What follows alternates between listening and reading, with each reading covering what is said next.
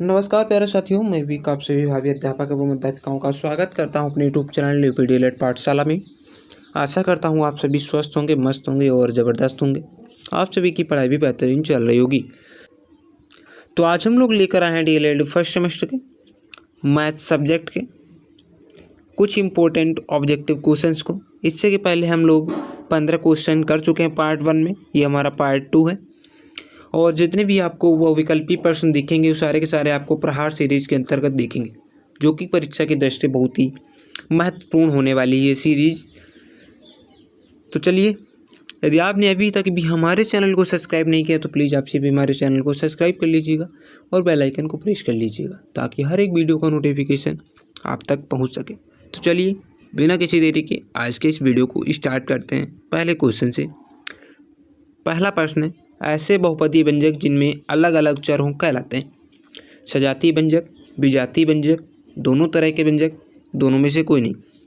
तो इसका जो राइट आंसर हो जाएगा वो जाएगा ऑप्शन नंबर 20 हो जाएगा, विजातीय व्यंजक। ठीक है, जब दोनों पद हमारे अलग अलग हैं तो फिर क्या होगा, विजातीय व्यंजक कहलाएगा। जैसे कि आपको दिया हुआ है 3x दिया हुआ है और यहाँ पे दिया हुआ है 3y। ठीक है, यहाँ पे x है, यहाँ पे y है, तो क्या आपस में क्या है, अलग अलग हैं। ठीक है, तो क्या होगा, विजातीय व्यंजक कहलाएंगे। ठीक है, प्रश्न संख्या 17 है कि 9x + 7 तथा 18y + 3 व्यंजक है। विजातीय व्यंजक, सजातीय व्यंजक, दोनों तरह के व्यंजक, दोनों में से कोई नहीं। तो इसका जो राइट आंसर हो जाएगा वो जाएगा ऑप्शन नंबर इस हो जाएगा, विजातीय व्यंजक। ठीक है, यहाँ पे 9x दिया हुआ है, यहाँ पे 18y दिया हुआ है। ठीक है, यहाँ पे x है, यहाँ पे y है, तो ये आपस में क्या होंगे, विजातीय व्यंजक होंगे। ठीक है, प्रश्न संख्या 18 है, ऐसे बहुपदी व्यंजक जिनमें एक ही चरों कहलाते हैं? विजातीय व्यंजक, सजातीय व्यंजक, दोनों तरह के व्यंजक, दोनों में से कोई नहीं। तो इसका जो राइट आंसर हो जाएगा वो जाएगा ऑप्शन नंबर 20 हो जाएगा, सजातीय व्यंजक। ठीक है, जैसे कि आपको दिया हुआ है 5x। ठीक है, तो ये आपस में क्या है, जब एक ही पद दिया हुआ है तो ये क्या होगा, सजातीय होगा। ठीक है, प्रश्न संख्या 19 है कि 8a - 3b + 3a + 3b का मान क्या होगा? हमको इन दोनों पदों को ऐड करना है, तो ऐड करेंगे। जो सजातीय पद है उनको एक साथ ऐड करेंगे। ठीक है, जैसे कि यहाँ पे 8 है, यहाँ पे 3 है, तो इनको ऐड करेंगे तो 11 ही हो जाएगा।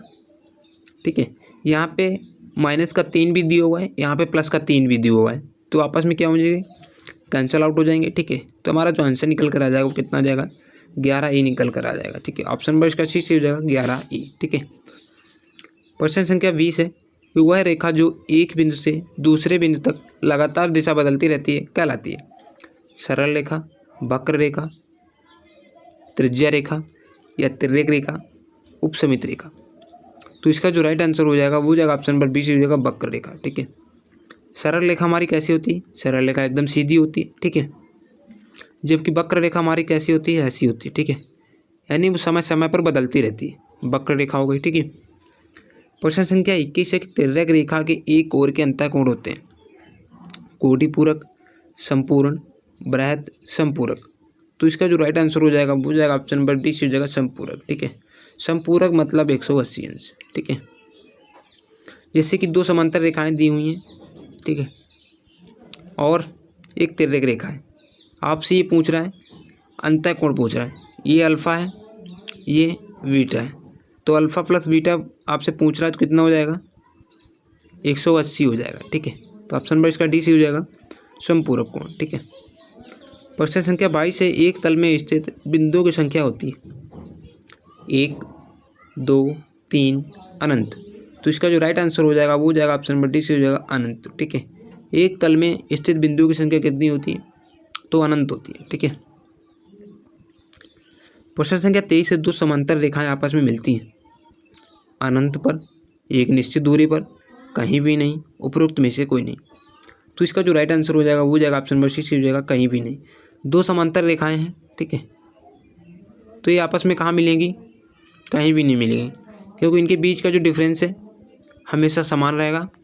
ठीक है, प्रश्न संख्या 24 है कि 0 डिग्री से अधिक 90 डिग्री से कम माप के कोण को कहते हैं? न्यून कोण, अधिक कोण, शीर्षाभिमुख कोण, ऋजु कोण?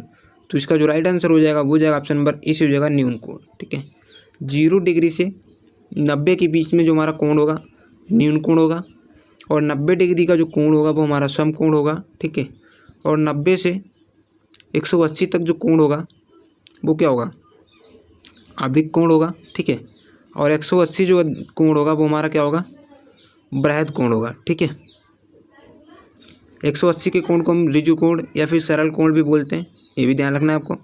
प्रश्न संख्या 25 है कि 90 डिग्री से अधिक 180 से कम माप के कोण को क्या बोलते हैं। अभी मैंने आपको बताया तो वो अधिक कोण हो जाएगा, ऑप्शन नंबर इसका सी से हो जाएगा अधिक कोण। ठीक है,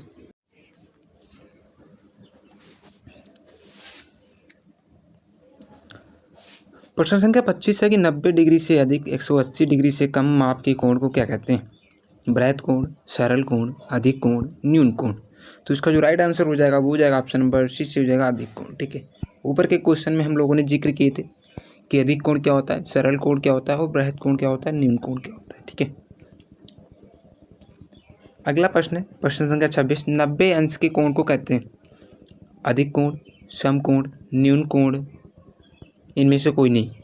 तो इसका जो राइट आंसर हो जाएगा वो जाएगा ऑप्शन नंबर बी से हो जाएगा सम कोण। ठीक है, 90 डिग्री के कोण को क्या कहते हैं, सम कोण बोलते हैं। अधिक कोण हमारा क्या होता है, 90 से अधिक का होता है, 180 के बीच का होता है। ठीक है, न्यून कोण हमारा क्या होता है, 0 से 90 डिग्री के बीच का होता है। ठीक है,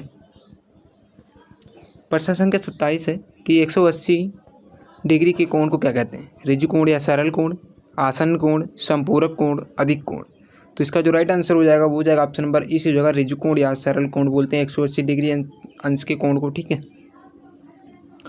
प्रश्न संख्या 28 है कि 180 डिग्री से अधिक 360 डिग्री से कम माप के कोण को क्या बोलते हैं।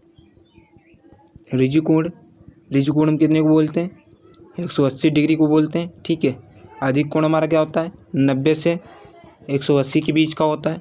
बृहद कोण हमारा क्या होता है, तो इसका जो राइट आंसर हो जाएगा वो ही जाएगा ऑप्शन नंबर सी से हो जाएगा बृहद कोण। बृहद कोण जो हमारा होता है कितना होता है, 180 डिग्री से 360 डिग्री के बीच का कोण होता है। ठीक है, न्यून कोण हमारा क्या होता है, 0 से 90 डिग्री के बीच का कोण होता है। ठीक है, प्रश्न संख्या 29 है कि जब दो कोणों का योग 90 डिग्री होता है तो उसे कहते हैं संपूरक कोण, कोटिपूरक कोण, शीर्षाभिमुख कोण, आसन कोण। तो इसका जो राइट आंसर हो जाएगा वो हो जाएगा ऑप्शन नंबर बी से हो जाएगा कोटिपूरक कोण। ठीक है, जब दो कोणों का योग, मान लीजिए एक कोण हमारा अल्फा है और दूसरा कोण हमारा बीटा है, इनका कोण कितना है, 90 डिग्री दिया हुआ है। ये किस कंडीशन में होगा, जब आपका कोटिपूरक कोण होगा। ठीक है, बात करें संपूरक कोण की तो इसमें अल्फा बीटा का जो योग होता है कितना होता है, 180 डिग्री होता है। ठीक है, संपूरक की। प्रश्न संख्या 30 है, जब दो कोणों का योग 180 डिग्री होता है तो उसे कहते हैं संपूरक कोण, कोटिपूरक कोण, शीर्षाभिमुख कोण, ऋजु कोण। तो उसे हम क्या बोलते हैं, संपूरक कोण बोलते हैं। ठीक है, ऑप्शन नंबर इसका ए से हो जाएगा संपूरक कोण। ऋजु कोण हमारा क्या होता है, सिर्फ 180 डिग्री 180 अंश का जो कोण होता है। ठीक है, उसे हम ऋजु कोण बोलते हैं, फिर सरल कोण बोलते हैं। ठीक है, लेकिन संपूरक कोण हम क्या बोलते हैं, जब दो कोणों का योग हो 180 अंश। ठीक है, अल्फा और बीटा का योग कितना हो, 180 अंश हो। ठीक है, प्रश्न संख्या 31 से तीनों असमान भुजाओं वाले त्रिभुजों को कहते हैं समबाहु, विषमबाहु, समकोण, समकोण, न्यून कोण। तो इसका जो राइट आंसर हो जाएगा वो हो जाएगा ऑप्शन नंबर बी से हो जाएगा विषमबाहु। ठीक है, जब तीनों भुजाएं हमारी असमान होंगी, अलग अलग होंगी। ठीक है, जैसे कि एक हमारा त्रिभुज है। ठीक है, इसकी एक भुजा ए है, इसकी एक भुजा बी है और इसकी एक भुजा सी है। तो क्या तीनों भुजाएं हमारी अलग अलग हैं, तो क्या है, विषमबाहु त्रिभुज होगा। ठीक है, त्रिभुज हमारे 3 प्रकार के होते हैं, समद्विबाहु होता है, समबाहु होता है और विषमबाहु होता है। ठीक है, भुजाओं के आधार पर होते हैं ये। ठीक है, प्रश्न संख्या 32 है, तीनों समान भुजाओं वाले त्रिभुज को कहते हैं विषमबाहु, समबाहु और समद्विबाहु। इनमें से कोई नहीं, यहाँ पे अधिक कोण ना होकर समद्विबाहु कर लो। ठीक है, इनमें से कोई नहीं। तो इसका जो राइट आंसर हो जाएगा वो हो जाएगा ऑप्शन नंबर बी से हो जाएगा समबाहु त्रिभुज। ठीक है, एक त्रिभुज है। ठीक है, इसकी तीनों भुजाएं क्या है, समान है। ये भी भुजा हमारी समान ए है, ये भी भुजा ए है और ये भी भुजा ए है। ठीक है, तो क्या कहलाएगा, समबाहु कहलाएगा। समद्विबाहु में क्या होता है कि हमारी दो भुजाएं समान होती है। ठीक है, ये भुजा समान है, ये भुजा हमारी डिफरेंट है। ठीक है, प्रश्न संख्या 33 है कि 3 4 का कितना प्रतिशत है। ठीक है, परसेंटेज का क्वेश्चन, बहुत ही बढ़िया क्वेश्चन है।